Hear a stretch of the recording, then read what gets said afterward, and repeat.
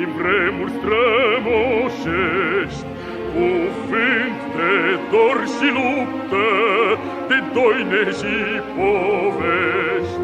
Dar dacă astăzi pacea e lege și scut, e pentru că pe lume partidul s-a născut.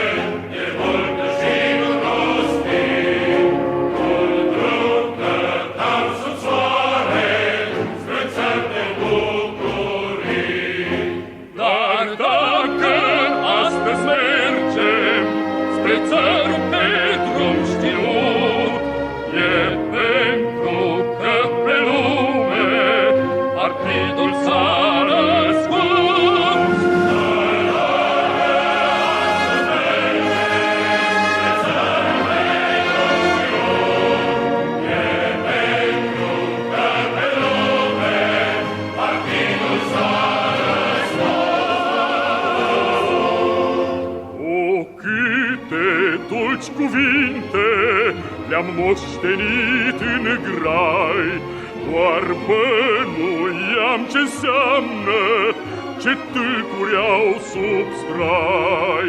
Dar dacă astăzi tâlcul de plin l-am priceput, e pentru că pe lume partidul s-a născut.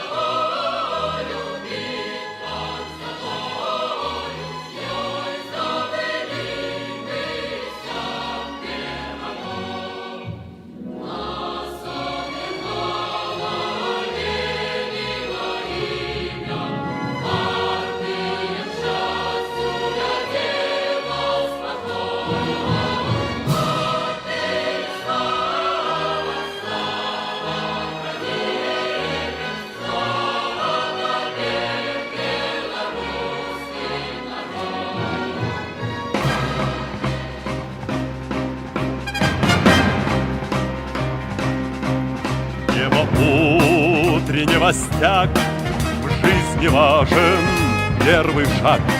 Слышишь, веют над страною ветры яростных атак. И вновь продолжает собой, и сердцу тревожно в груди. И Ленин такой молодой, и юный октябрь впереди. И Ленин такой молодой, и юный октябрь впереди.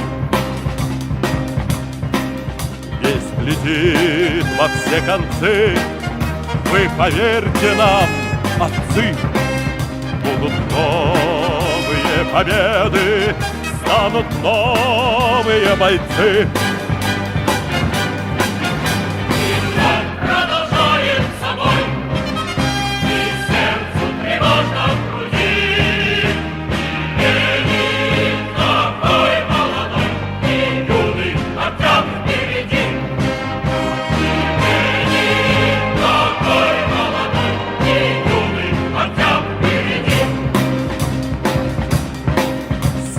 Милости не жди, жизнь для правды не щади.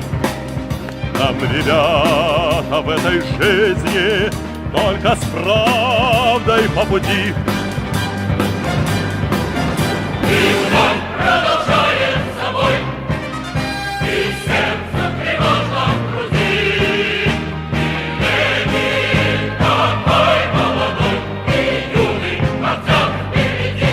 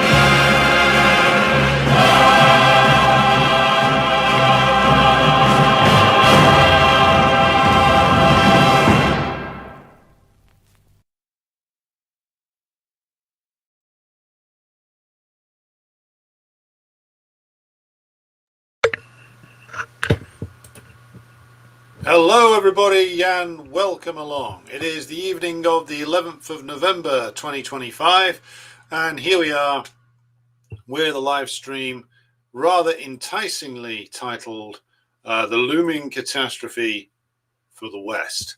And quite what looming catastrophe we will get to in just a moment. But be sure, if you haven't done so already, to like and share the stream and subscribe to all of the platforms that we're live on. So that's YouTube for the moment, Twitch, Rumble, X, and Substack. And so there has never been a better time to join the world of Substack. We can now stream live on there, so be sure to do that. And we'll be getting into your questions related to the crises of Anglo-American imperialism later on. But first of all, I'm going to pitch something to you, and that is the framing for this discussion.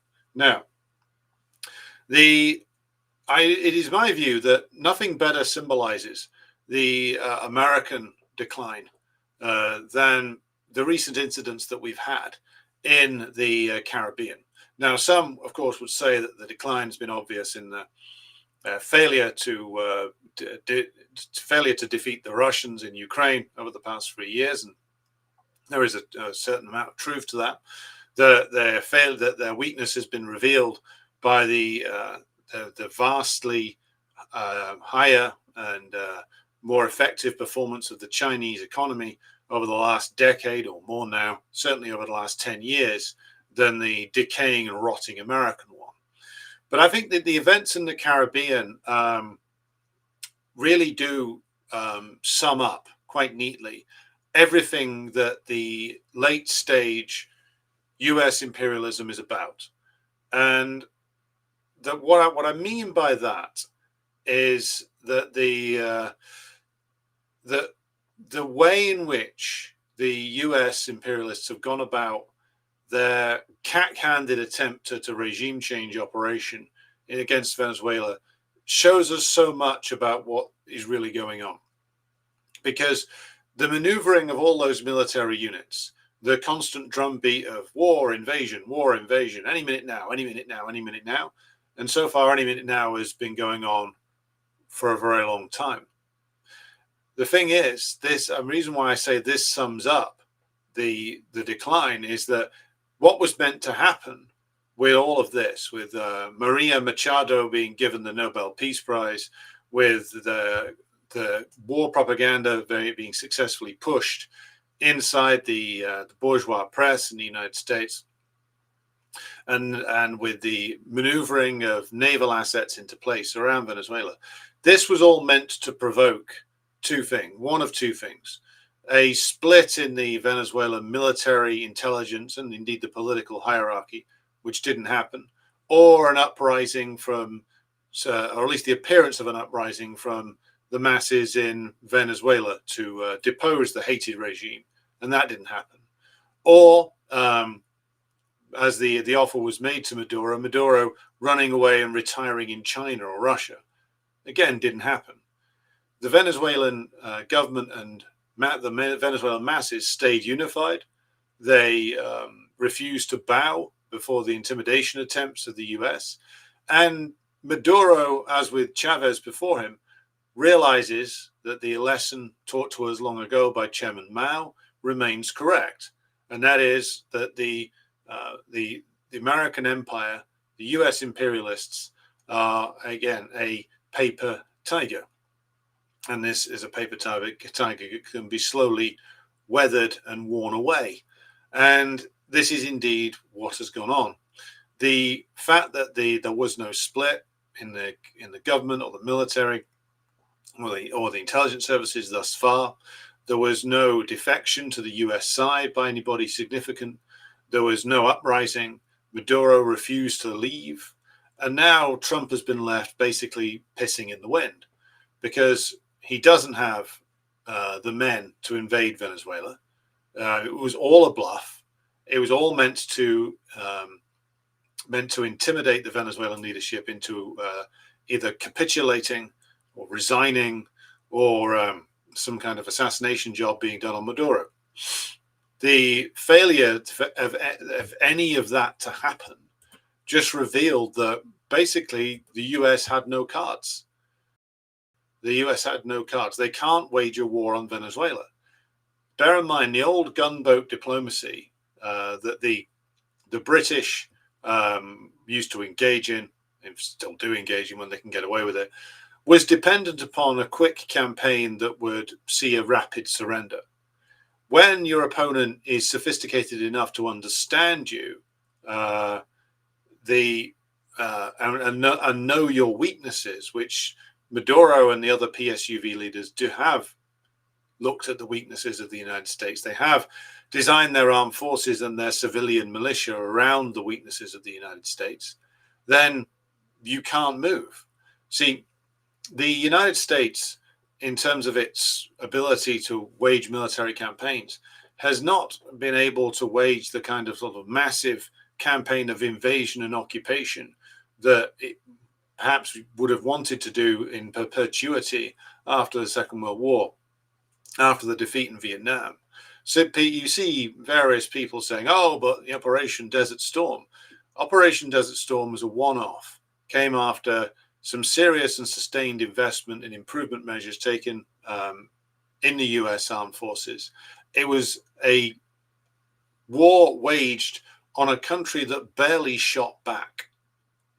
And this is the great success that they keep talking about. No, neither was the invasion and occupation of Iraq and Afghanistan, which, as we covered last week, these were largely intelligence-led operations, intelligence agency-led operations, where various commanders were bought off en masse to come over to the US side or just stop fighting. That's why they won those wars so quickly.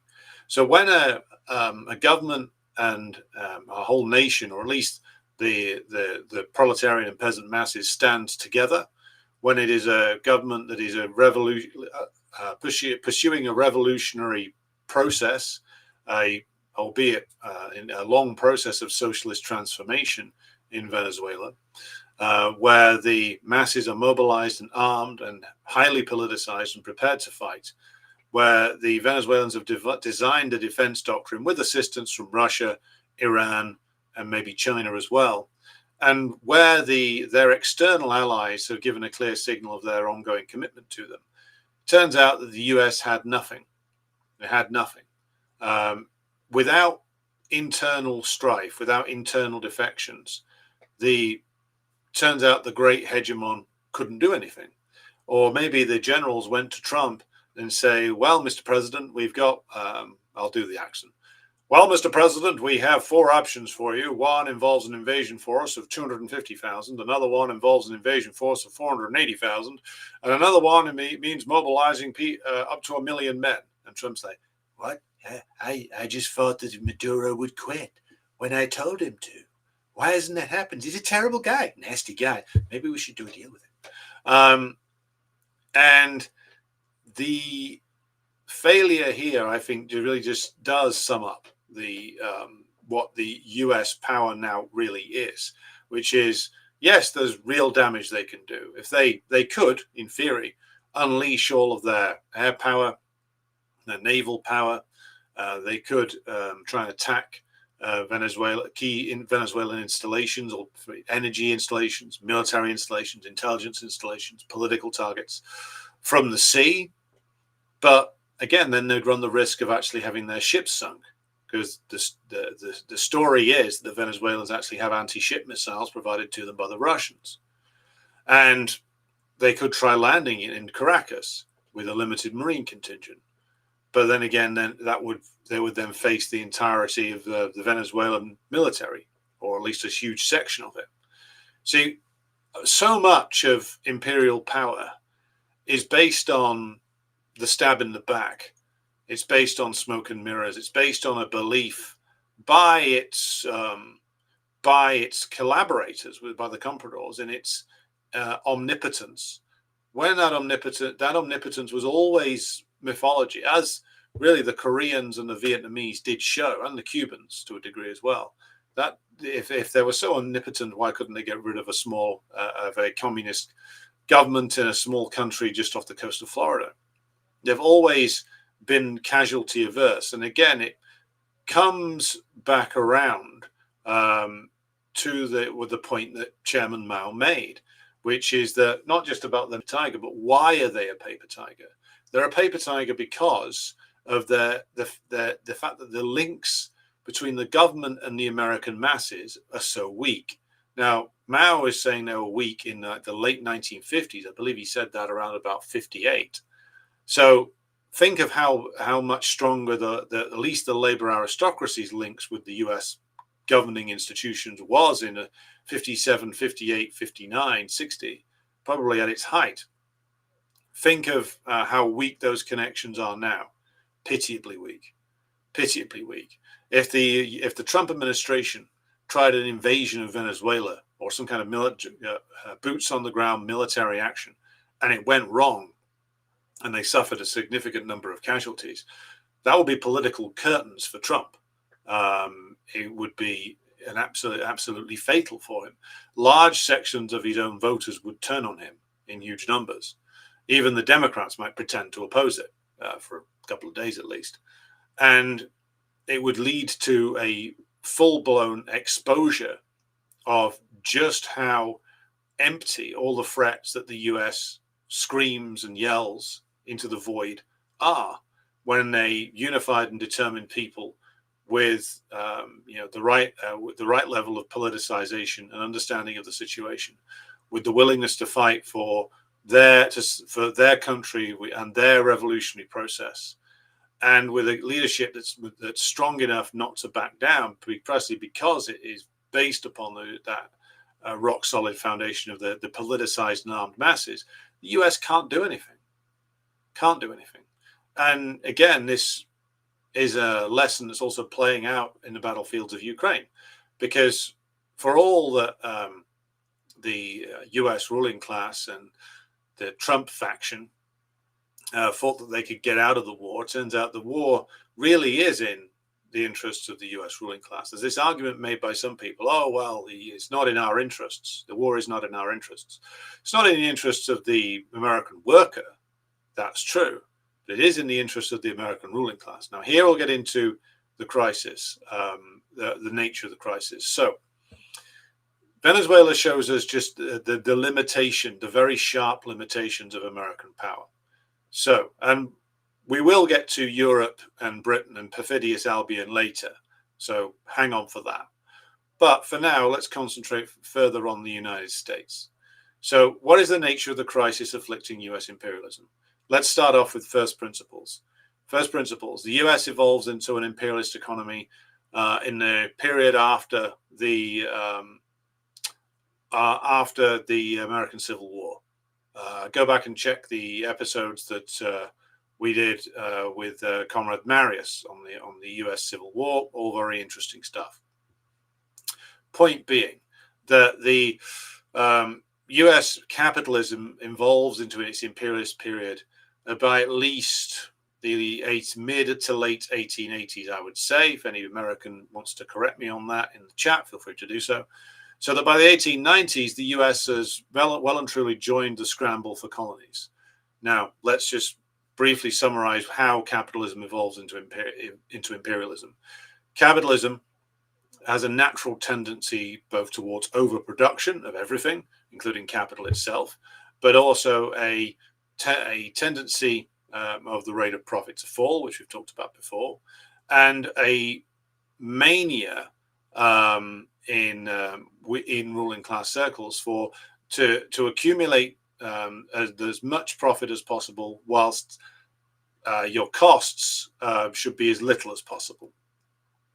And all of that, the tendency towards crisis, the tendency towards wanting to eliminate production entirely, and the fact that capitalist monopolies become bigger and bigger and more complicated in terms of their management structure, their supply chains, their need for resources, etc.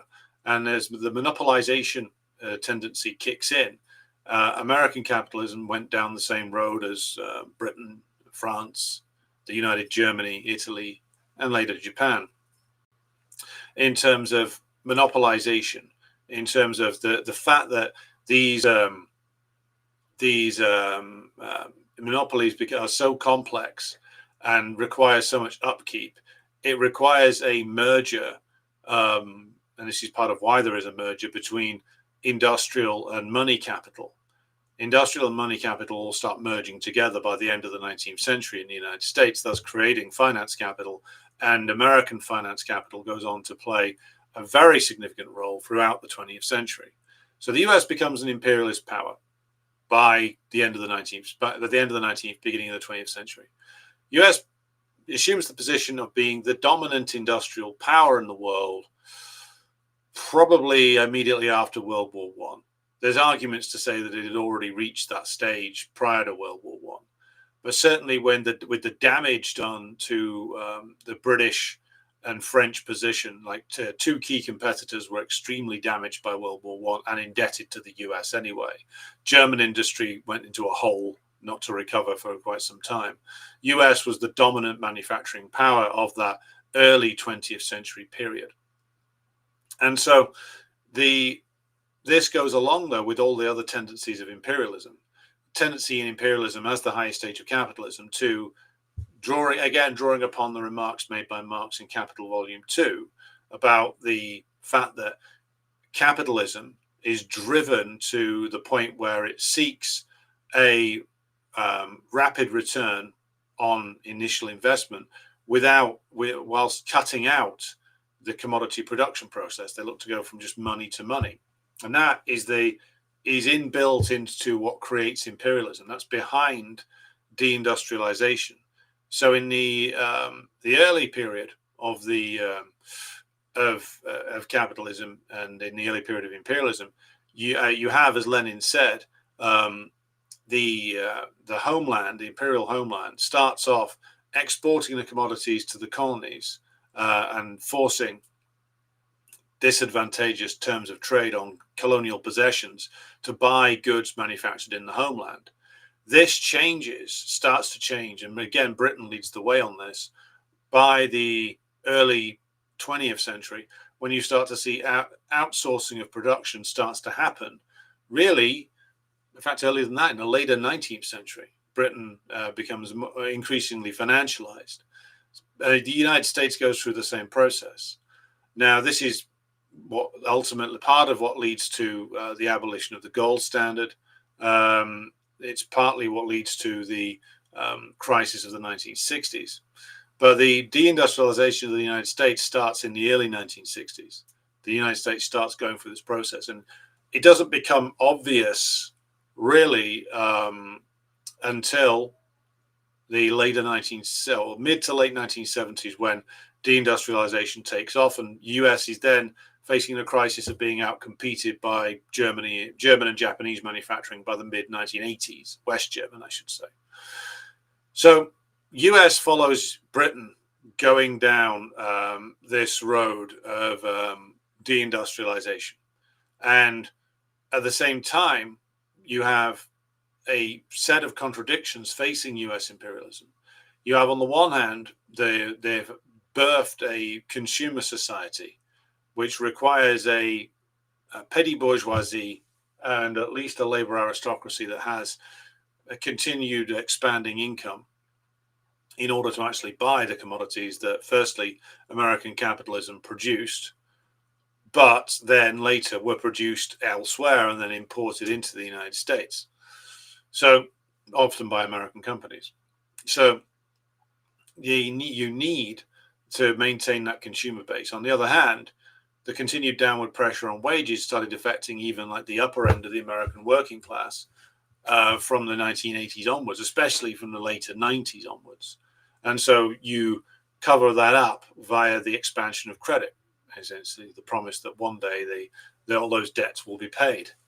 So you have an American domestic economy, which is due to continued restrictions on wages, due to continued deindustrialization. You have ongoing expansion of debt, ongoing financialization, which hasn't reversed, even with all the politicians screaming over the last decade, in fact, longer, since 2008. You can see quite clearly that multiple presidencies have taken on the theme of the need to reindustrialize. Obama was talking about it. He failed. Trump was talking about it. He's still talking about it. Biden was talking about it. Like, the political leadership has realized on some level that getting completely industrially destroyed and outcompeted by China might not actually be a good thing. However, they are unable to actually do much about it because, again, capital does not flow into manufacturing inside the United States. Capital is not invested there. Capital is invested in scams, in real estate, in insurance, in hedge funds. Capital is not invested in the long-term patient investment in re-establishing manufacturing because the returns are too low. The profits is too low. And so you've got the situation where intellectually the US ruling class, or its politicians at least, understand that they've got a problem. They're completely unable to do anything about it, though, which is why you just get the expansion of more and more debt, and since the 90s, a successive series of bubbles. So you had the dot-com bubble, you have the housing market bubble, you now have the tech bubble. And what happens with each of these is it will burst, leading to devastating contagion. Now, the big risk, not just for the United States, but all of the West now, is that everything to address all of these problems that the decay of the imperialist system has created for all of them, is they're all weighed down by an ever greater amount of debt. They're all stuck in this circle of decay and decline, but they can't get out of it. And the only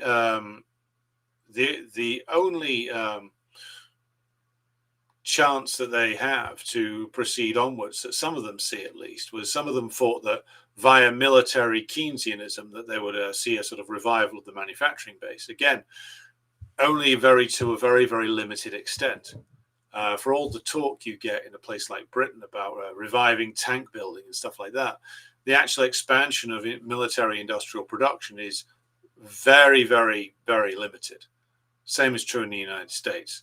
The capital does not want to know. Capital does not flow towards investing in manufacturing, even if it's comes with the promise of being underwritten by the state in the form of the arms industry.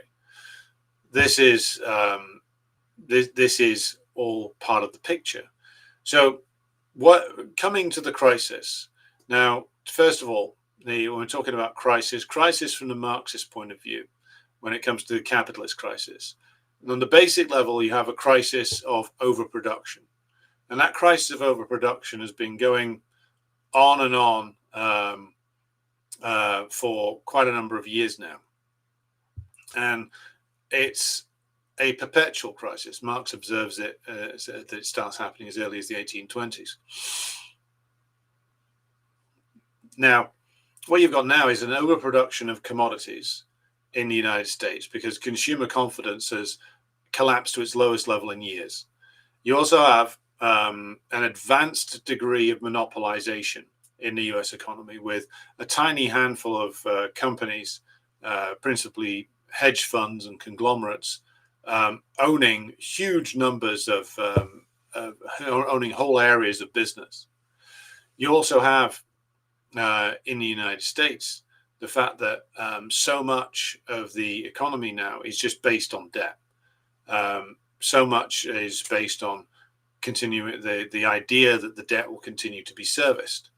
And so much of government policy after 2008 has been based on just further expanding debt.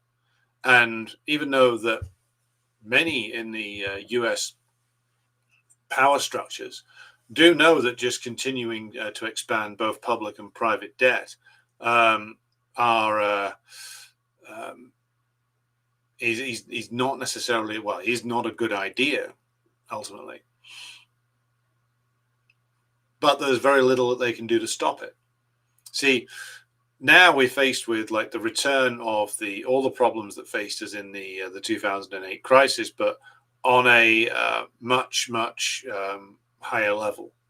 Now, this ultimately lies behind why there will never be a policy change over Ukraine, why the US will continue to pursue that war until the absolute bitter end, because again, the US ruling class cannot continue to go forward without the ability to pillage one nation or another. Now, they've managed to get themselves in a position where they can pillage Argentina, but that's not going to be enough to deflect from the crisis. The only reason there was any growth, well, the major reason why there was any growth in the imperialist economies in the 1990s was because of the unprecedented amount of looting that could be done of the former socialist bloc. So the former people's democracies, the former USSR, and all of their allied countries, all of which collapsed or gave up the struggle in the 1990s. All of those countries could then be looted, and the proceeds then funneled back into the domestic stock market, etc., or got put into the banking system. Either way, it unlocks a huge amount of capital that could be accessed, and this is part of what led us to the period of relative stability an economic expansion between 1991 or 1992, I should say, and 2001, which isn't all that long, really. I mean, it's less than a decade. Many people my age and a little bit younger now look back on the 1990s as a sort of idyllic time. And compared to now, it was certainly more stable. The issue is, though, that the system was already in crisis by the time the Soviet Union collapsed. It was, the 1980s in terms of the United States and Britain and most of Western Europe was not a time of great economic success. It was a time when the problems of the 1970s were still there and becoming more acute. They partly tried to get out of them by attacking the conditions of the domestic working class, and that provided some relief for the ruling class. But it was really the collapse of the socialist bloc which led to the ability to loot in large countries at the same time. And as Marius has pointed out in the chat, expansion of capital penetration into China occurred in the 1990s as well. So that provided some stimulus towards profits. But really, it was the ability to do an unprecedented amount of asset stripping that powered the 1990s. When that slowly changed, and when they were unable to do that anymore, that's when you start getting a more and more aggressive stance towards Russia, China, Iran, etc. But at the same time, all of that looting in the 1990s and very early 2000s that was able to be done by the US, did they actually do anything with it other than pocket the cash? And the answer comes back no, because it's, again, we're already in a rotten late stage imperial system. So even when they managed to get their hands on new sources of resources and labor to exploit and countries to asset strip, the money for this, the money they got from this, the capital they accumulated from this, went straight back into an already rotting system. It wasn't invested in like huge projects of social improvement in the imperial core, as might have been done a generation earlier, when they felt like they still had to worry about domestic socialist rebellions. Now they didn't have to worry about that anymore. The whole thing was just looted, rinsed through the city of London and New York, and ended up in somebody's bank account. So all of the looting that took place in the early to late 90s didn't actually go towards really doing anything other than keeping the system afloat for another decade. Then it was right back into perpetual crisis again, starting with 2001, and then just go rolling on from there. So the crisis facing the West, and I'll just conclude my initial comments on this point before turning to questions. The crisis relates to one extreme case of overproduction, both of capital and commodities, especially capital these days. Extreme overproduction of capital. Two, extreme indebtedness of both individuals and businesses. That's the second point. Three, the inability to turn around the extreme deindustrialization of the late imperial period. Various countries keep trying things. None of it will work. The profitability is just not there. The only way they could ever deindustrialize properly is if they put in place some kind of semi-planned economy and basically perpetually overruled the capitalist class when it came to decisions of profitability, something none of them are really prepared to do. And the other point is that stemming from this economic crisis, a crisis of overproduction, a crisis of debt, you've also got the diminishing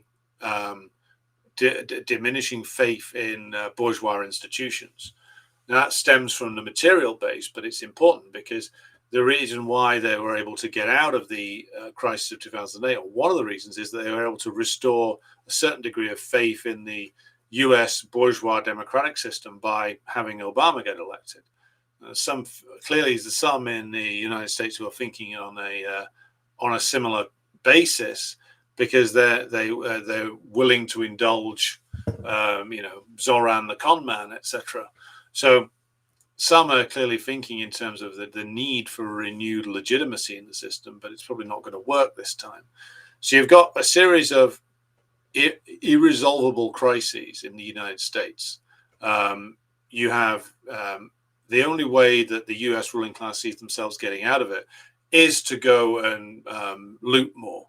And if they can't do that, then the crisis is going to get worse. And the crisis, I think, will start to bite probably around about the time when it becomes undeniable just how badly the US and the British and the Western Europeans have lost in the Ukraine war. That will be the point when a serious crisis kicks in, because crises of faith within the capitalist system, within the capitalist class, do occur.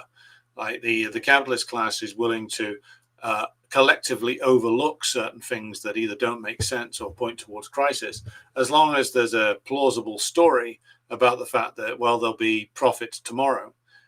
Once the Russians have smashed and destroyed the Ukrainian regime, and it's revealed just how badly and just how badly the NATO side has lost, a lot of the problems will of course amplify, as there will be a crisis of confidence in the markets themselves. So I will continue in just a moment. I'm just going to take a brief intermission there and get some more water. So just if you put your questions in the chat, I'll just come to the conclusion of my remarks, and then we'll take some questions in just about 5 minutes. So hang on, and I'll play some tunes for you until I come back.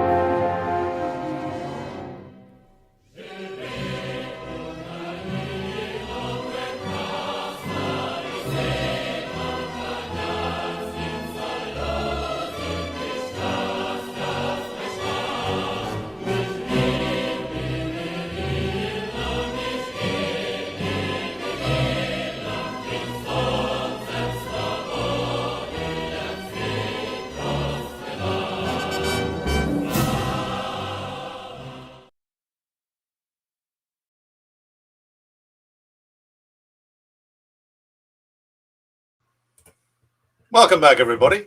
So I'm just going to talk a little bit more about like the purpose of what I'm doing with this particular show.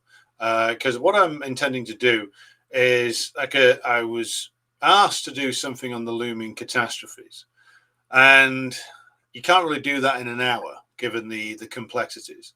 So what I'm doing is I'm setting out some general principles, and I think what we're going to do is turn perhaps one show per week into a discussion of like the Marxist understanding of capitalist crises and how this is playing out. So if you're keen about that, then do let me know in the comments.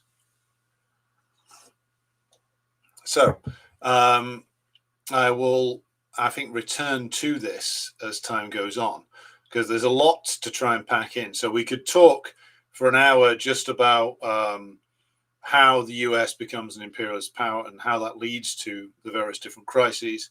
We could talk about how the state of play within the US economy right now. In fact, that might be a very interesting one to do. So maybe we should, I think we will turn this into an ongoing series. So running alongside our Gramsci series, we'll have sort of a crisis series, should we say. Right. What I'm going to do is going to go back through your questions and do some greetings for those in the chat as well. So I think what I'll do is, in order not to get lost in the chat here, what I'm going to do is I'm going to write down the questions, and we're going to get to them in order that they were submitted in the chat. So hello to Sophia, Working Prole Incorporated, In It for Fun, Mark from Switzerland, Solomon in Perfidious Albion, Jerry down there in Hampshire, Pat in Bristol, we've got Albert, we've got Almir in the once and future Slovenian Republic of the wider socialist Yugoslavia. We've got James Graham. We have Wicked Witch of the Southeast in Northern Carolina, USA. We have Volt X from the capital of Perfidious Albion itself. Hello to Svetlana in Moscow. Hello to Maria Mishu. Hello to Lisa P and Rob the Slav on Rumble. And again, everybody be sure to like and share the stream if you have not done so already. We've also got here Volt X, who's talking about food banks in London, food banks everywhere, comrade, unfortunately. We also have Comrade Davey out there in the wilds of Wales.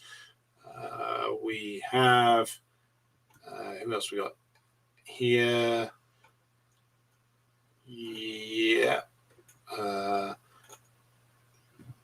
Gamer Jame on Twitch. Hello to also Marius Michael McGoldrick over there in Ireland. And SRGC6V8 says, why so gloomy about the West? A bit overdone, isn't it? Well, I think the whole purpose of this is to explore the true nature of the crisis in the West. So we will hopefully answer your question over the next few weeks. David King, hello to you. Marius says, Biden is the only one who made even a half-assed effort to rebuild infrastructure, and the Clintonite neoliberals in his own party sabotaged him. The Dems refused to campaign on it in 2024. Well, yes, because bear in mind, when it comes to deindustrialization, you have the material root of deindustrialization, which is imperialism, which is that the imperialist period starts to erode the manufacturing base in the imperial core nations, as Lenin analyzed in 1916, drawing from the work of J.A. Hobson. And that is now undoubtedly the case. You look at all imperialist nations, they've all done this. There's a lot of talk at the moment about how Germany has destroyed its manufacturing base due to the escalating costs of energy. Now, that's true to a certain extent, but Germany was already deindustrializing. You have to realize this. There was a huge destruction and asset stripping of the industry of the old DDR in the early to mid 90s. That all disappeared, wasn't replaced. And then you got increasing outsourcing of from German industrial giants like Volkswagen, all the way through the 90s into the 2000s. So, for instance, it's common, if you can look this up. Common story in German industry was how a lot of stuff that you saw with the stamp "Made in Germany" on it wasn't actually made in Germany. It was parts that were put together or assembled in China, and then the finished product was put together in Germany. So that's true for like a lot of German cars. Volkswagen, for instance, a lot of the actual parts of the car, like the things that go in to make up the finished vehicle, they're all made in factories in China, and then the parts are shipped to Germany for final assembly in a Volkswagen plant. So a lot of jobs in the wider production sphere of production outside of the big factories, so in the supply chain, they'd already been outsourced to China. So to say that German industry is dying just because of the Russia sanctions and just because of the cutoff of Russian energy, well, there's truth in there, but in reality,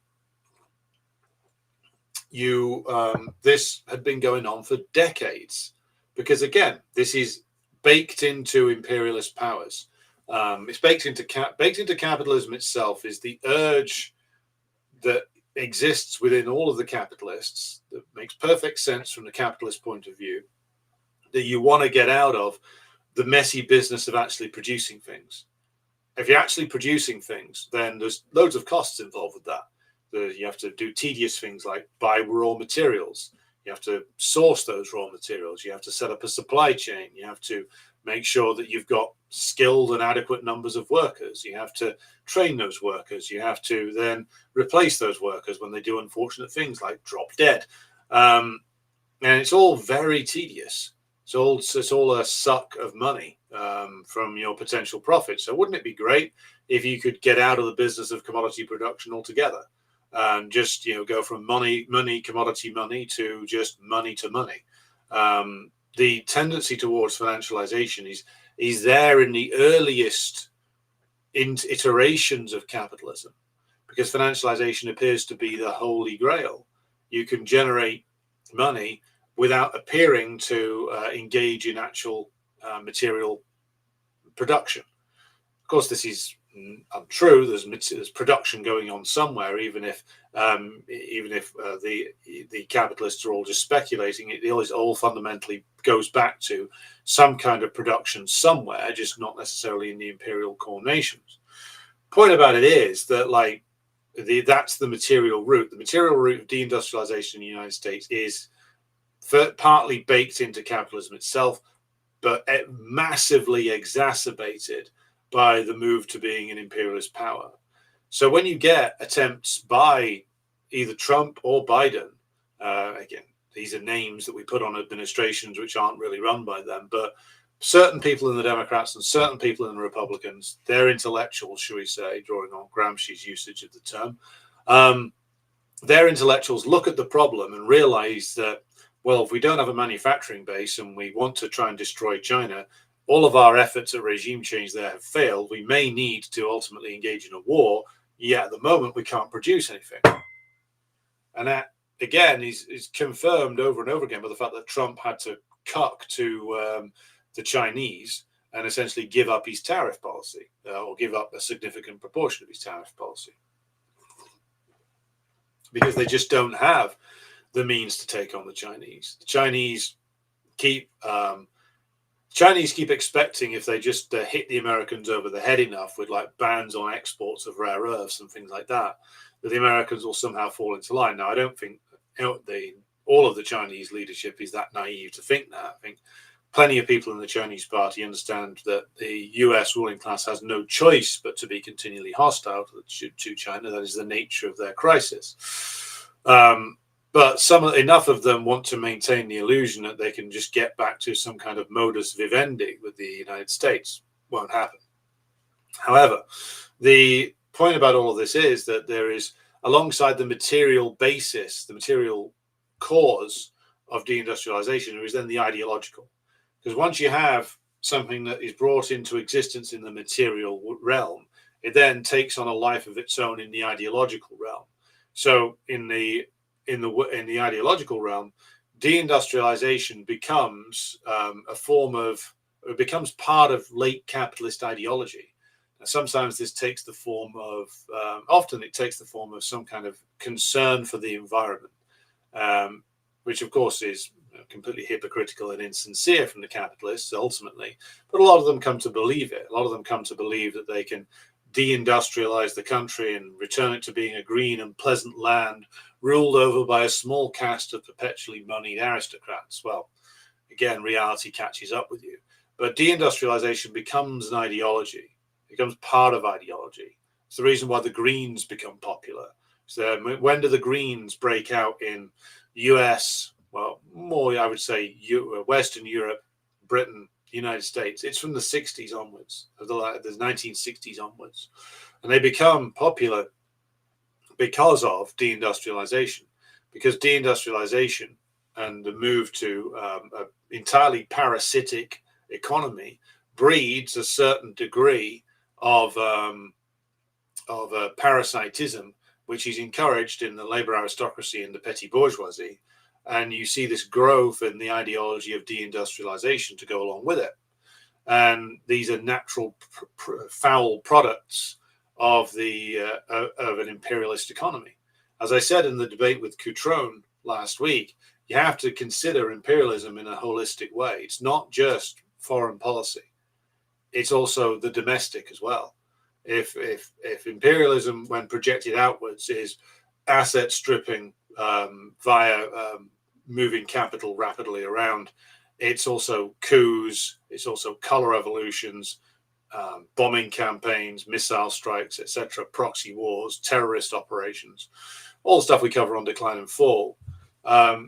That's to get at the to gain control over a government and a country and be able to asset strip it, which is what they've done with Syria, by the way.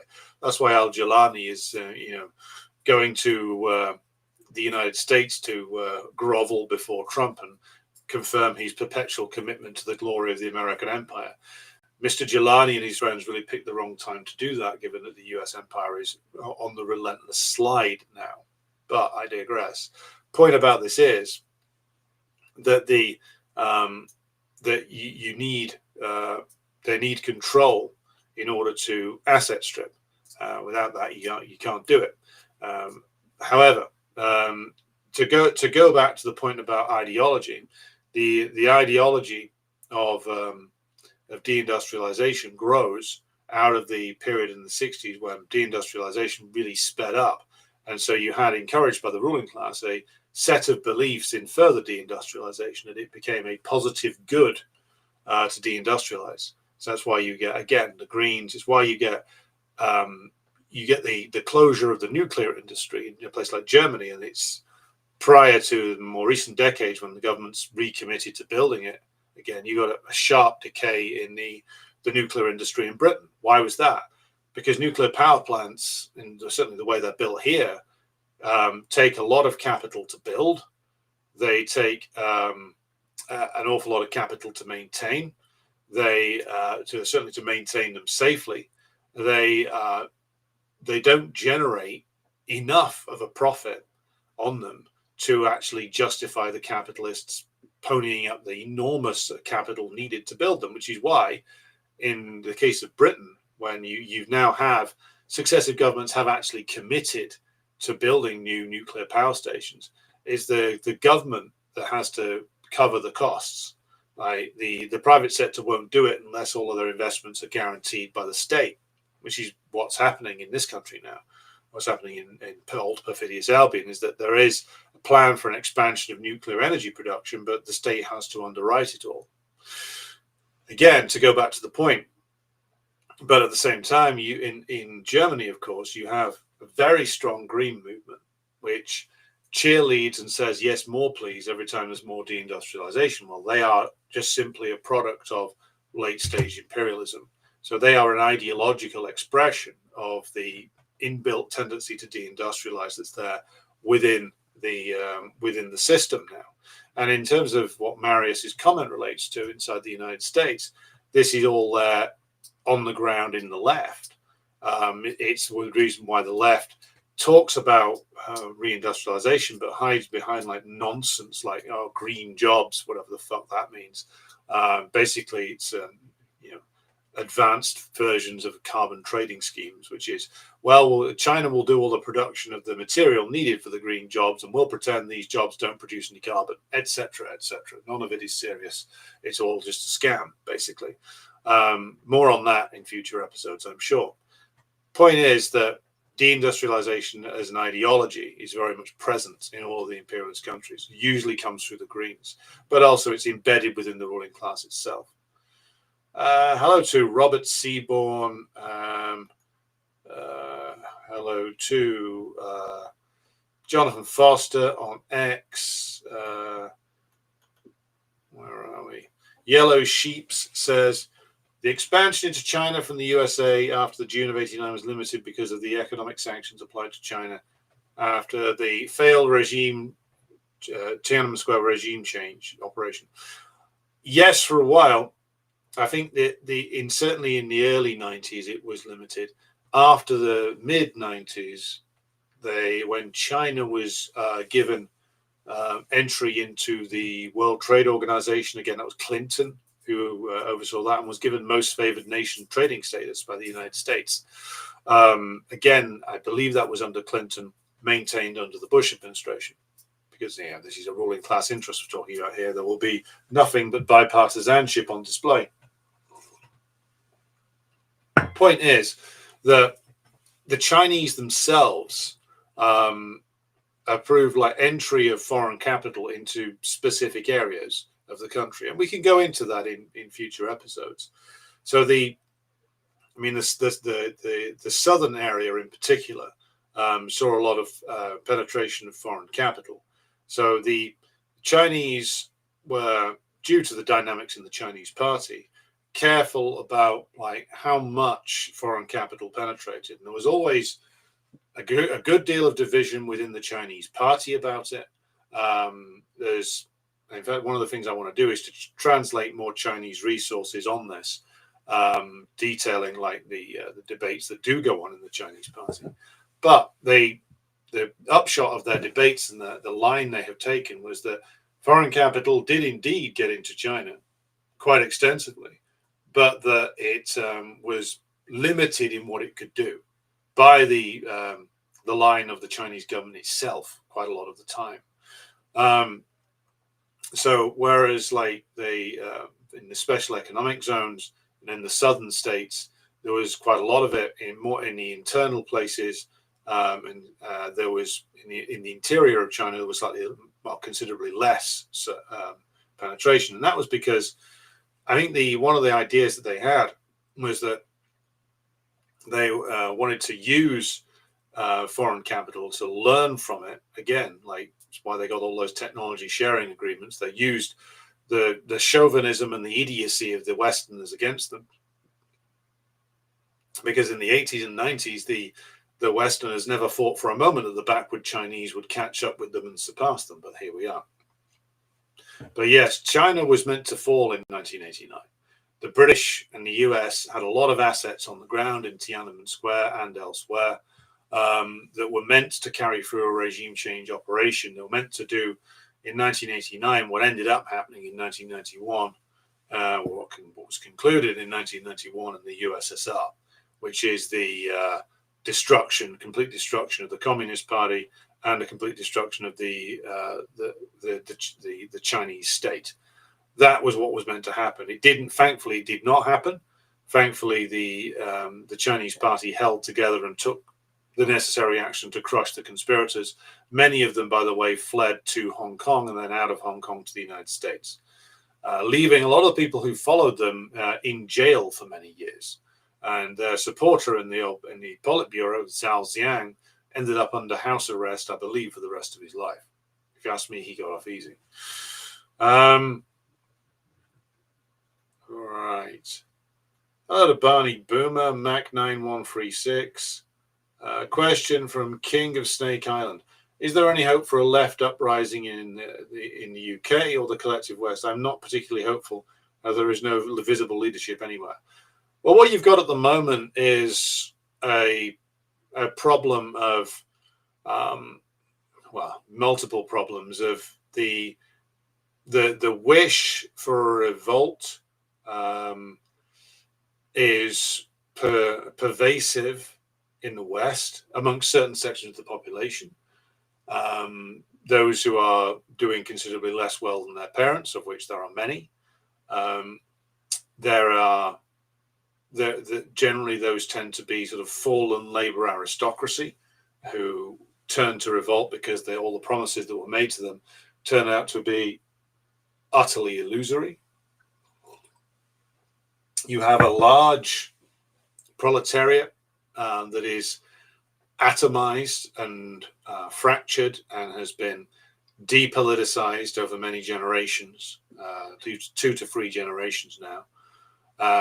That he's potentially powerful still, but again is unused to, has not entered onto the field of struggle in a mass way. You have a ruling classes that know that they are facing trouble, but don't know or can't change their business model. So to answer King of Snake Island's question, is there any hope of a left revolt? Well, at the moment, I would say that, well, there is, because the ground is there for it. There is enough of the former labor aristocracy, enough of the pressurized petty bourgeoisie, enough of the working class in general, who are heartily disillusioned with the system and all its works. The problem is, and again, it comes to again, you say it in your question, King of Snake Island, the problem comes from it is a massive crisis of what Lenin once referred to as the subjective factor. So the objective factors out there in the world, such as the state of the decaying economy of Western imperialism, the decaying economies of Western imperialism, the crisis in the political systems, the divisions in the ruling class, the ever-growing numbers of people who are completely disillusioned, all of that points towards being fertile ground for revolts. And the ground is there. If you look at like opinion polling, there is an enthusiasm for some kind of change. The problem comes with the subjective factor, meaning, so you have the objective factors, which is economic decay, political crisis stemming from that, further political crisis as the attempts to make up for the problems run into more problems. So the war in Ukraine was a 10-year product, worked on by Britain and the United States, with others included as well, such as Canada, France, Germany, but principally Britain and the United States, to collapse the Russian economy and state and be able to complete the work of asset stripping Russia, which a number of people, including Putin, had rudely interrupted in the early 2000s. That's the objective problem they faced.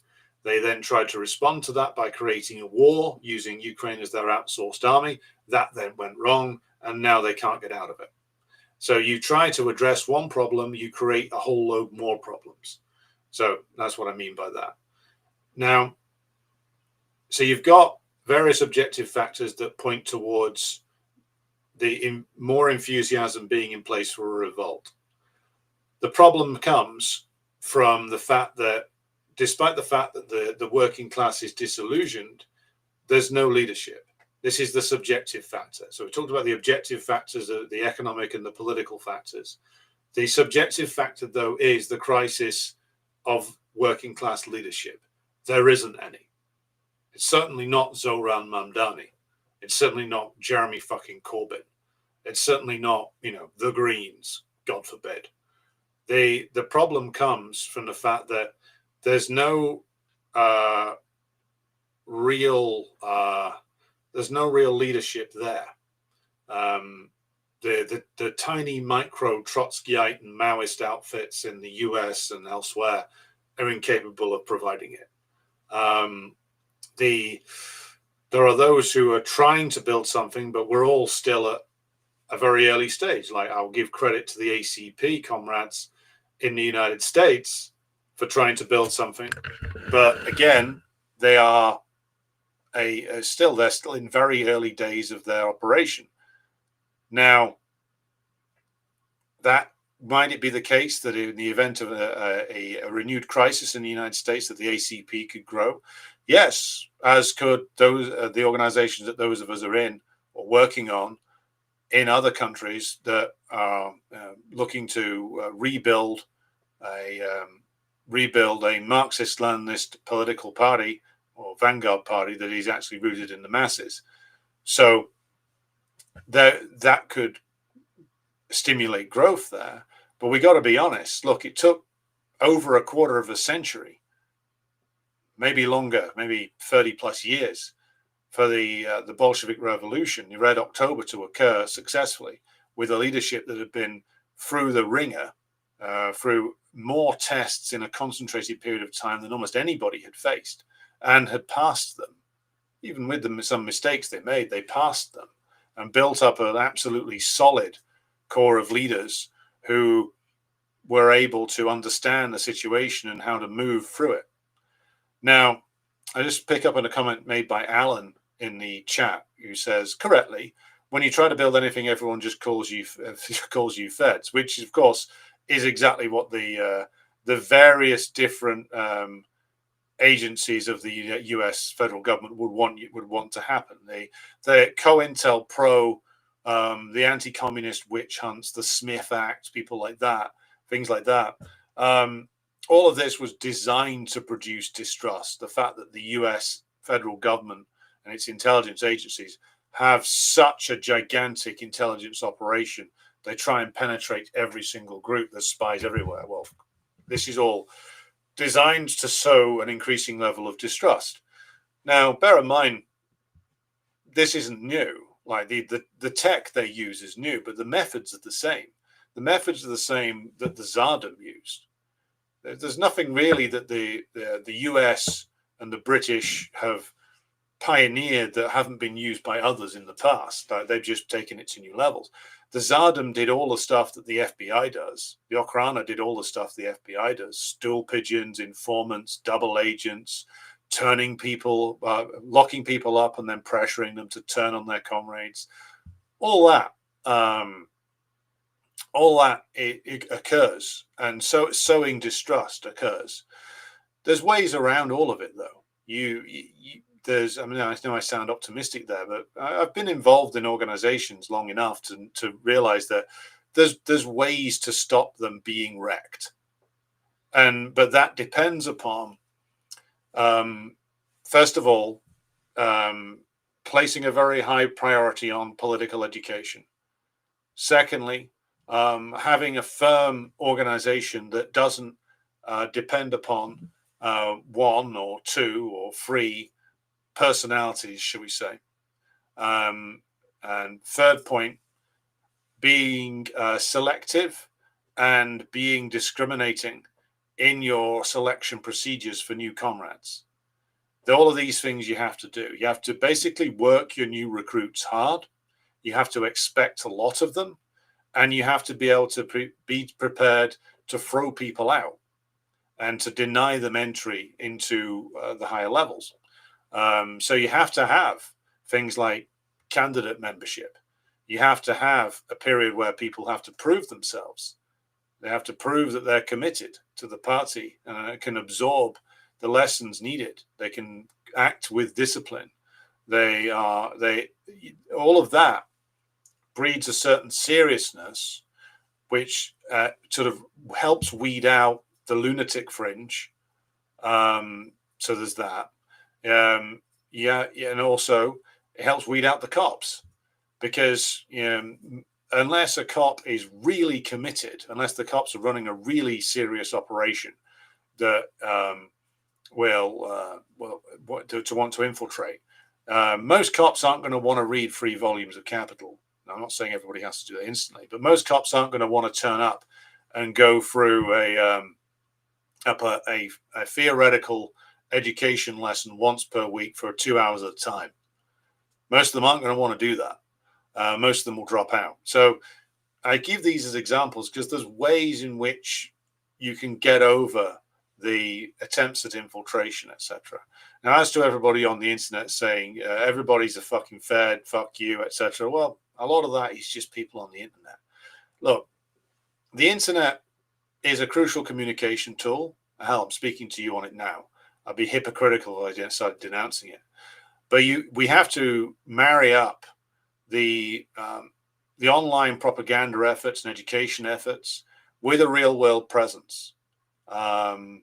And that's something which I hope to, show more progress on myself in coming months. More on this in future episodes. Right. Question from King of Snake Island: How it's difficult to predict the exact time and nature of the collapse. How do you have any insight to the probable timeline? 2, 5, 10 years longer? I think it's more likely to be staggered over a period of time. The next big crisis, I think the next crisis will be probably kick-started in the West with the disintegration of Ukraine. Because as long as, so much of modern capitalism is essentially a confidence trick. So as long as Ukraine is still there on the map, as long as the cocaine clown of Kiev is still doing his dance and saying, well, the thing about the thing about Putin is Putin lies all the time. There's nobody there in Pokrovsk. There is only glorious Ukrainian army and NATO ally. There is no Russian army in Pokrovsk at all. Send more money. Send more money. As long as he is there giving his fake interviews to The Guardian, it can be sold as still having a chance of success.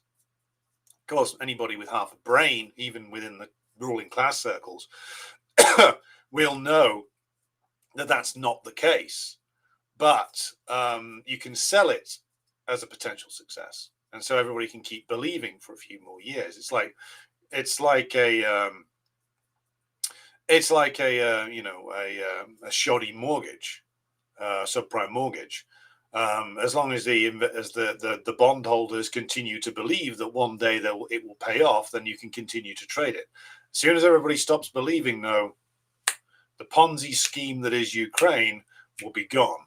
And people will stop believing when the Russians do something to fundamentally change that. See, at the moment, huge numbers of Ukrainians are dying, but it's in the West, it's invisible. You don't see it. Now, you may know a Ukrainian. There's plenty of Ukrainians who've fled west to have refugee status. So maybe you know some of them. You know that they're losing family members, but it's still distant. I mean, that's the purpose of an outsourced war. It puts a distance between not just the ruling class and the war, but between the domestic population and the war. But when, say, for instance, the Russians march down to Odessa, which I think they will do in the end, when the Russians finally decide that, well, they're not going to get, they know now they're not going to get any sort of deal out of Trump. Trump says, I want a meeting. I have a meeting with that Putin guy. I've seen him. I didn't know he was played by Jude Law. By the way, that's a reference to a terrible looking film that's coming out soon, which I will be reviewing, called The Wizard of the Kremlin. Looks awful. I must make a note to go and see it. However, the point about all of this is the crisis will come when the Russians surround Kiev and choke it off, that's when the crisis will will gather more speed. At the moment, the Western economies are still just about limping along. When you see the Russian flag raised over Kiev, when you see Zelensky doing a desperate video update from a cubicle in a toilet in Lvov or a bunker in Poland, saying, there is no crisis, Kiev has not fallen, it is lies. There is only one Russian YouTuber in Kiev. He's one of those Russian with attitude guys. It is all lie. I am still fighting. I am leading charge out of bunker with submachine gun. Send more money. More money. When you see Zelensky fleeing, when they see the flags being hauled down on the foreign embassies, when they see the Russian tanks parked in Maidan Square, that'll produce a crisis, a real crisis of confidence, which is why they're desperate to just keep the war going for as long as possible. First of all, in the vain and desperate hope that somehow the Russians will somehow collapse in on themselves. I can't see that happening. But also, it's just to avoid that moment. It's to avoid the moment when the Russians, having been denied any kind of diplomatic way out, were forced into taking Kiev, taking all the coast, leaving like a Ukrainian rump state consisting of like the west of Ukraine. At that point, the crisis will be undeniable. And at that point, there'll be a crisis, a crisis of confidence amongst the investors, because look at how much money's been sunk into Ukraine. So I think what we'll do is, in this ongoing series about the crisis, we'll continue to look at the different facets of the crisis. So if there's a facet of the world crisis you want me to look at, do email me at the normal address. So I think 1 to 2 years for the Ukraine element of the crisis to come through. If that is combined with the AI bubble going pop, to answer King's question, then you're looking at a massive crisis. And the question there is, well, how bad does it get? Now, President Jesus points out that you should never underestimate the ability of the capitalists to survive, and that's true.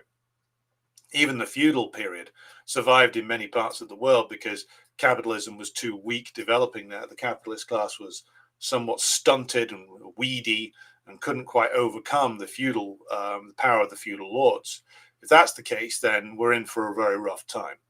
If the working class isn't politically organized well enough to become the ruling class, then we're in for a long period of decay and collapse, which might not be too fun to live through.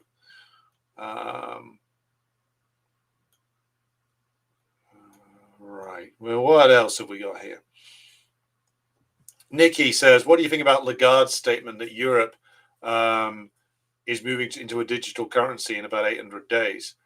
I haven't seen the statement, Nikki, so what I'll do is I'll make a note to look at it. So I'm not going to comment on it because I haven't actually seen the paper on it. But let me make a note of that to come back to it. Ash, hello to you down under. Hello to Abtin. Hello to Road to Hell.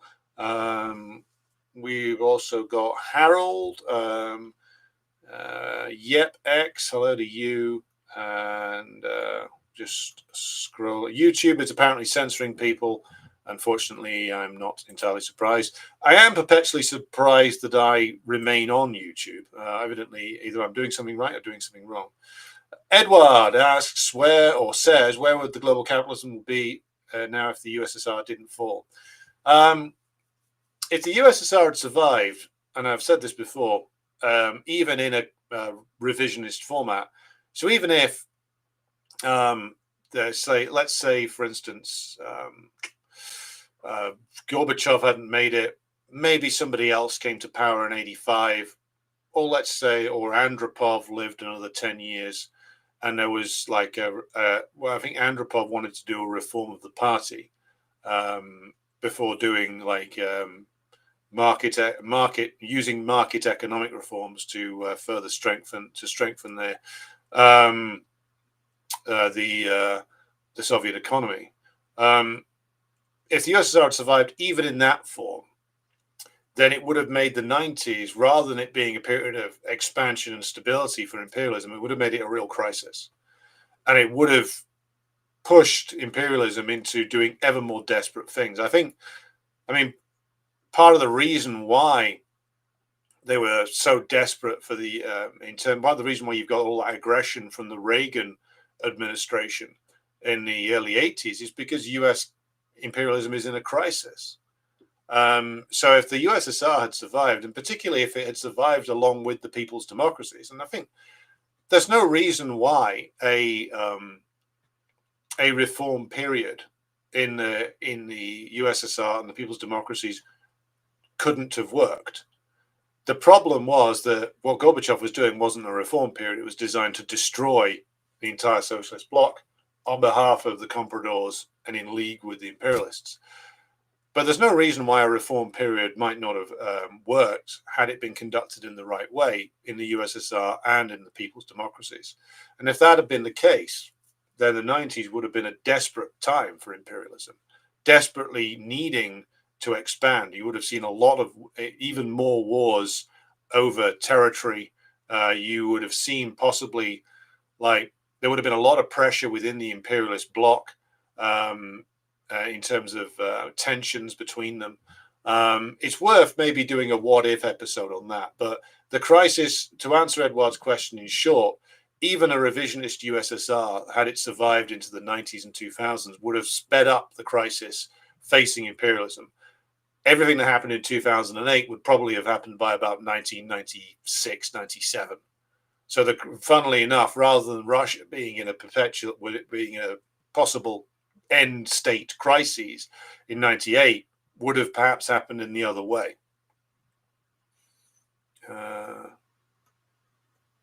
President Jesus says, I still can't decide if Stalinist is a good term.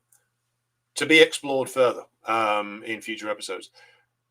President Jesus also asked, did I do a debrief on the Cutrone debate? Did one for the subscribers on Patreon last night, audio version going up soon, video version up now on Patreon.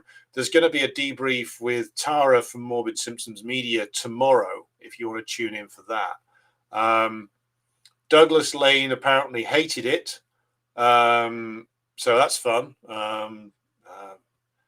Happy to oblige Douglas anytime, but admitted it was better than the usual Stalinists. Well, I would question what Douglas Lane understands by the term Stalinist, to say the least. More on this tomorrow.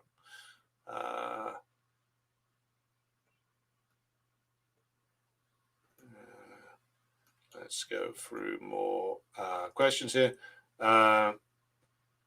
Mac9136 says Caleb Morpin is attempting to build CPI, which is like ACP and Revolutionary Blackout Network, and also attempting to do the same as ACP and allies with ACP. Is he? I mean, I haven't watched anything he said for years now. But the last thing I heard from him was that he was now opposed to communism, was calling himself an innovationist. Now, quite what the hell that is, I'm not sure. But it seems to me, I mean, just judging from the man's video titles, and if he's changed his mind on this, do let me know. But he seems to be now like puckering up and kissing the ring of the Trump administration. Am I wrong? If I'm wrong, just tell me, because that seems, just judging from the video titles that he puts out there, he seems to be now like a Trump apologist who's weirdly still, is he still pro-China? Is he still like pro-Iran? Like, I don't know. I haven't paid attention to him. I think he's very much discredited himself.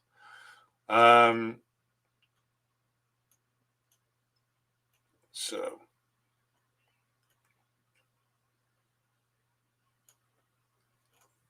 In It For Fun, I think that's Slumbering Colossus under a new name, says give that movie, the Jude Law movie, the Mystery Science Theater treatment. I certainly will try. They did good work back in the day. The streets want more Gramsci, and you will receive it in due time, by the end of the week, in fact. What do you think Russia will do regarding Moldova? The Russians won't move into Moldova itself. Maybe Moldova will collapse due to internal crises, but they won't move into Moldova. I don't think they'll even move into Transnistria. That's the rebellious region in Moldova. But I think that just the mere act of them sitting on the border will create a crisis, a massive crisis in Eastern Europe. It'll provoke a huge split between those bourgeois leaders like Orban, who sees the future, who has enough political sense to realize that the future is in being able to deal with everybody for someone like him. So it'll prompt more of them to emerge, which is another stage on the road of rebuilding those nations. Not that Orban's anything other than a reactionary. He's just a reactionary who's clever enough to see that wedding yourself to just the US bloc is foolish. You look at the amount of business Orban does with China. Huge amount of business. Look at the seriousness with which the relationship is treated by Orban himself and by the Chinese,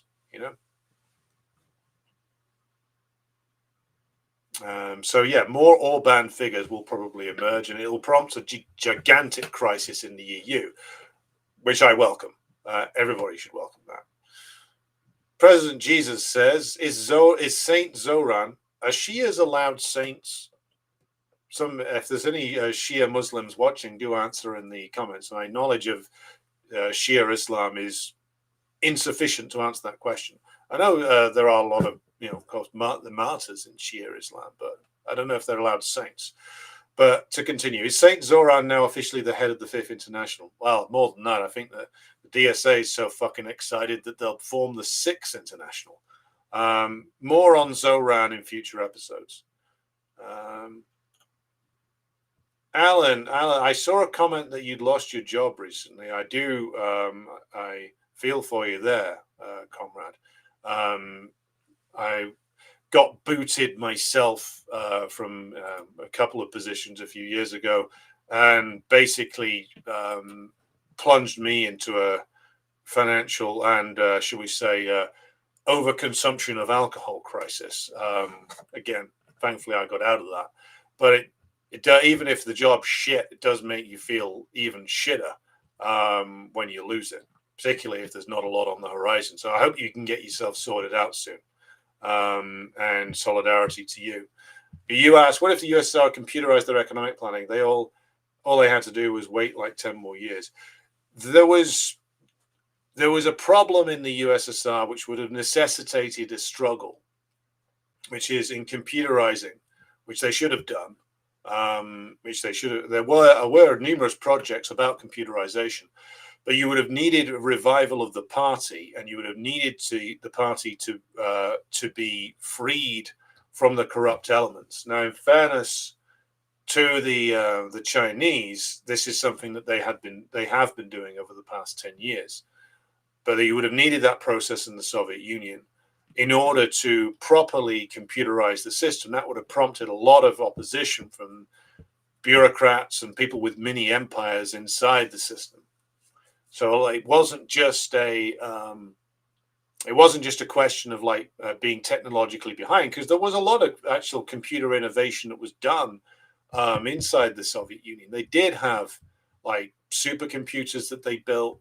They did make IT breakthroughs.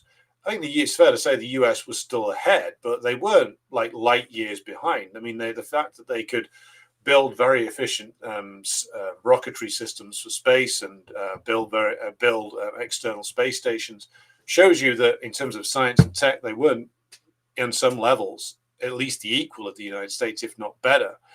So yes, that would have excuse me, that would have been something that would be possible a decade afterwards, but it would have necessitated a political struggle to make it possible.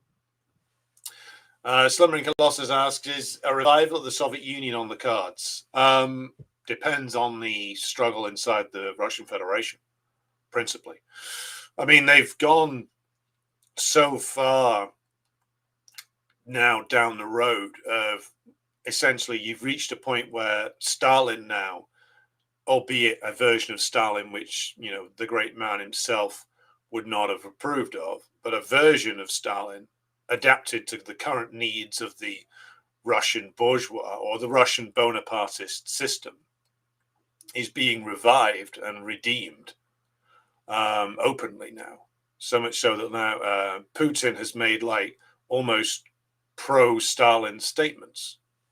So very interesting trajectory for this bunch of anti-communists who were very pro-Western 25 years ago to now openly redeeming Stalin.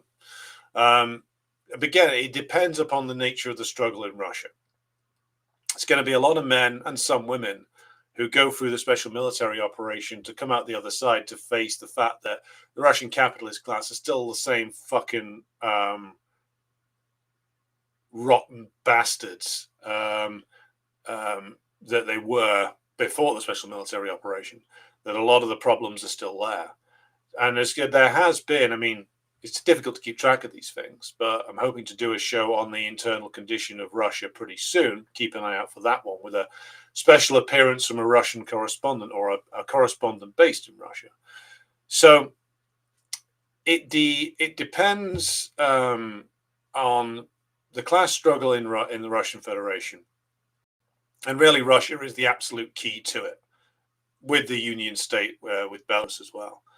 So whatever, it won't be an exact revival, but the revival of mass support for some kind of socialism in Russia, I mean, is definitely on the cards. Capitalism was never particularly popular in the Russian Federation anyway, except with this very small layer of the population. But I think the politicization of a huge number of people who served in the SMO, combined with, you know, a further revival of the class struggle inside Russia against the oligarchy, will push the redeeming of the Soviet past further on down the road, and also create the conditions where a new struggle for socialism could be waged. So we'll have to see about that. I will speak more to our Russian contact about that. So keep your eyes peeled for that. Whatever happened to Bagram Air Force Base? Good question. I'll look into it.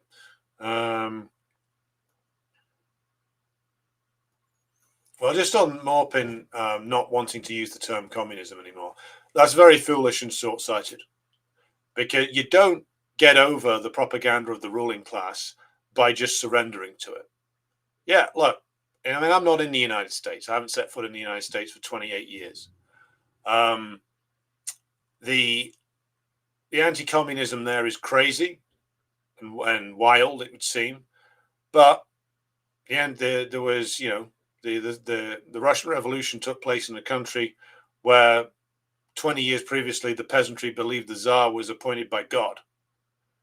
You know, the Chinese Revolution took place in a country which had been dominated by a decaying empire, foreign domination, and banditry, where huge numbers of the peasants who later came to form the core of the Red Army were illiterate when they did so, where all kinds of superstition and reactionary backward beliefs reigned.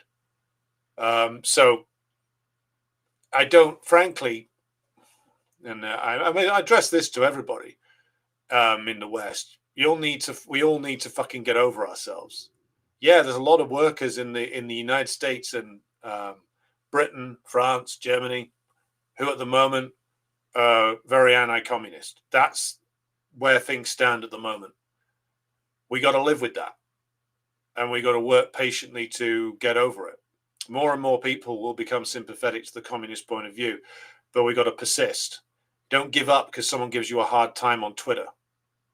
You don't give up because you're not getting enough retweets.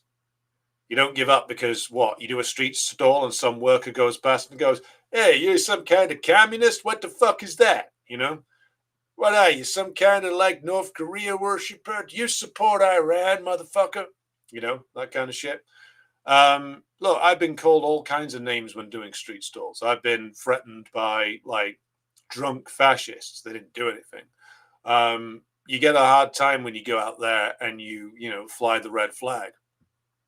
That was always the case. It's always been the case. Get the fuck over it. If you're not up for this kind of struggle, then go and be something else. Go and join a liberal party. Go and join, go and join whatever the fuck it is that the Greens are doing. Go and join Jeremy Corbyn. More American impressions are available. I'm working on a variety of accents. I'm hoping to master Texan by the end of the month. Does Putin admire Stalin? It's always hard to tell what Putin actually thinks. But the official Russian position now, and you can track this by like watching some of the government aligned Twitter accounts that comment on these things. The official position seems to be they still officially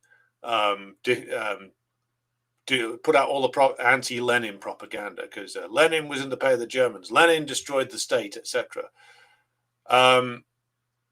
They now are in a position where they've been forced by the fact that they've had to rely on so much of the Soviet legacy, and they've had to lean on the Soviet legacy to legitimize themselves and claim to be inheriting it. And especially with regard to the Great Patriotic War, they've now come to the point where they have to stop the disavowal of Stalin. So the official line is, well, Stalin rebuilt the Russian state. Lenin had destroyed it. Of course, Stalin would tell them that they're a bunch of fucking morons if they believe that, because Stalin said over and over again that he was merely a student of Lenin. And all of the progress made in the Stalin-led industrialization in the 30s was rooted in the successes of the Bolshevik Revolution of 1917 to 1924, when it was led by Lenin. So without Lenin, there is no Stalin. Without the destruction of the Tsardom and the destruction of the Russian bourgeois state, there is no industrialization. There is no victory in the Great Patriotic War. There is no legacy for Putin and Medvedev to try and claim. You see? But that's the contradictory nature of the things in the Russian Federation at the moment. That's the mess that the Russian system has got itself into, because it still has the Russian bourgeois behind it, who are still rabidly anti-communist, but they've realized that the Russian masses respond to the Soviet legacy. They respond to the legacy of the heroism of the Great Patriotic War. The War of 1812 and the Tsardom, not so much, not so much.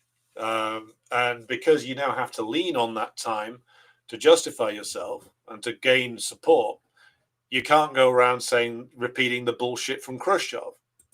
So now that they've put themselves in a position where Stalin is being openly redeemed, Volgograd will in the end be renamed Stalingrad. I don't think there'll be St. Petersburg will be renamed Leningrad anytime soon, but certainly Stalingrad will return. There's more statues of Stalin now than there were in Russia than there was in when the Soviet Union collapsed in 91. So again, like, everything points back towards the path towards socialism. Alan says, if you drop the word, they'll call you a communist anyway. My parents think Biden is a communist. We may as well be honest. And Alan is completely correct there. King of Snake Island says, what's your view of the recent victories the West have had in the Southern Caucasus, Syria, Bangladesh, etc.? Syria was an important propaganda victory. As to how that works out for them, I'd want to do more reading as to the situation in Syria. Basically, what they've got is an unstable puppet state, which is sort of where the Turks, British, Americans, and Israelis all strive to run. quite what it turns into, I don't think it's going to be. It's not going to be the thing that revives Anglo-American imperialism. I'll say that for nothing. But I'll come back to that question in future episodes, because I haven't done enough reading on it. But I would encourage you to go and watch the interview that we did on Decline and Fall with Kevork Almassian last week, because he had a lot of interesting things to say about it. We will be looking to get Leif Maroof on the show to talk further about it in the future. Right. Hello to Chris Rogers out there in Hong Kong. Right.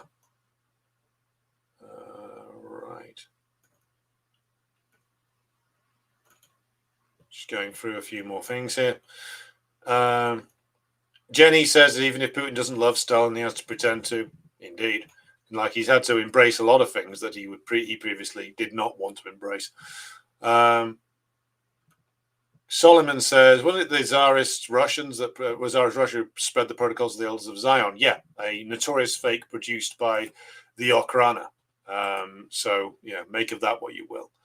Edward says, in Latvia, bourgeois ideology is a material force. It currently grips the masses. 10,000 people came out to support a pro-social gender bill in Riga just the other day and ran around with Ukraine flags. Well, there you go. That's your occupied nation right there. Latvia, Lithuania, and Estonia.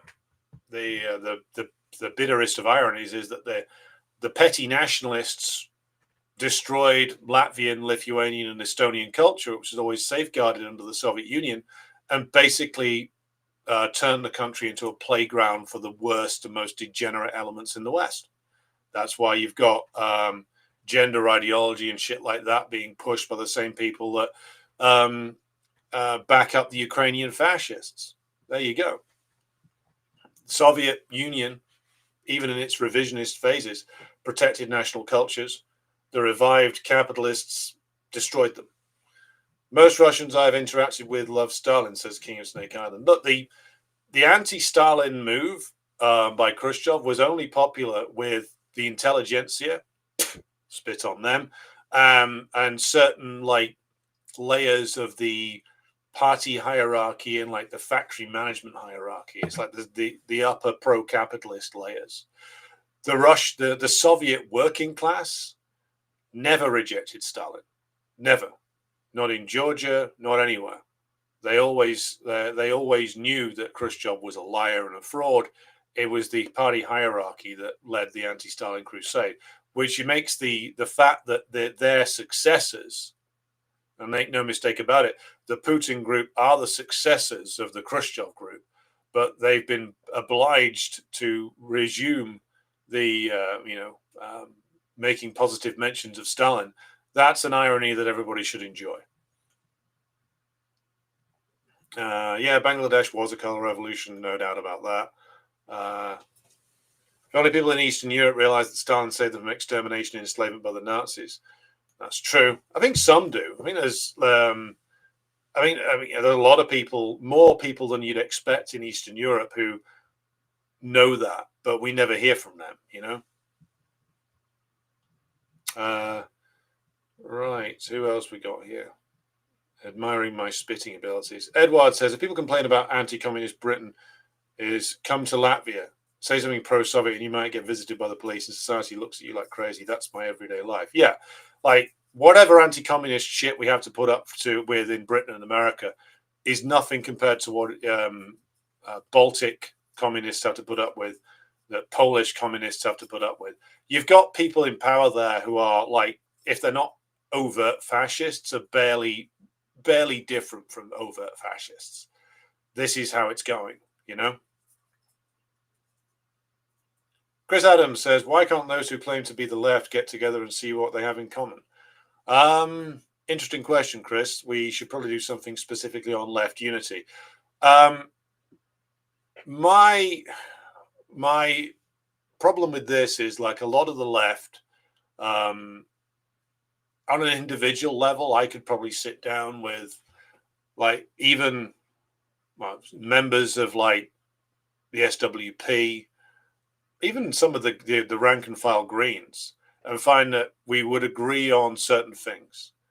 But what we've got to understand is that a lot of the things that call themselves left parties in Britain and elsewhere are essentially petty bourgeois operations. They're not working class operations. Their base is petty bourgeois, leading them to be very unstable and prone to rallying behind the bourgeoisie. And that is the essential problem of the left in the imperialist countries. I've done videos on that before. I can address it again in the future. Almir says Callas is a straight up Nazi. And that's, in my view, that the woman, her, von der Leyen and others are very, very close to fascism.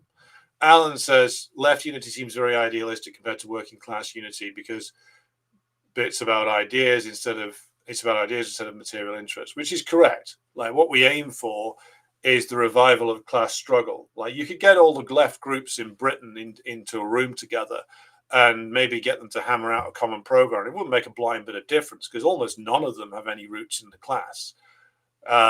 This is what we must do. We must rebuild within the working class, not within the petty bourgeois left.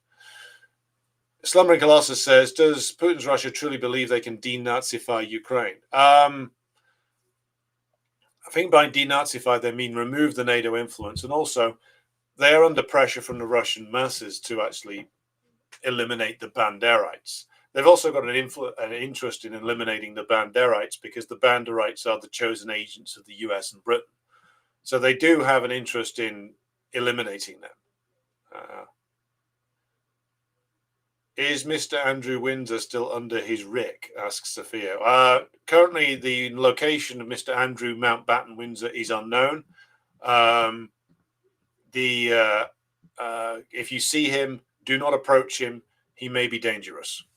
But more on him in future episodes of Decline and Fall. Right. Okay. When am I going to visit North Korea? When I have the money to do so.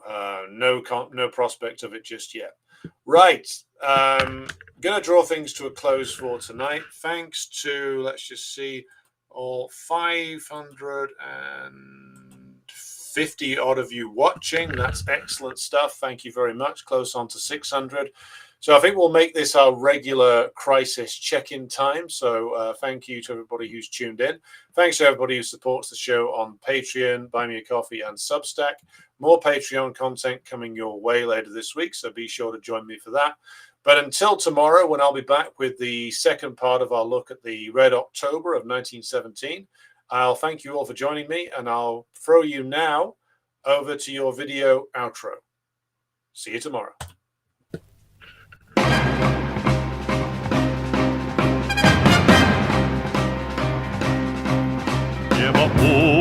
Утренний стяг в жизни важен первый шаг. Слышишь, веют над страною ветры яростных атак. И вновь продолжает собой, и сердцу тревожно в груди. И Ленин такой молодой, и юный октябрь впереди. И Ленин такой молодой, и юный октябрь впереди. Весть летит во все концы, вы поверьте нам, отцы, будут новые победы, станут новые бойцы.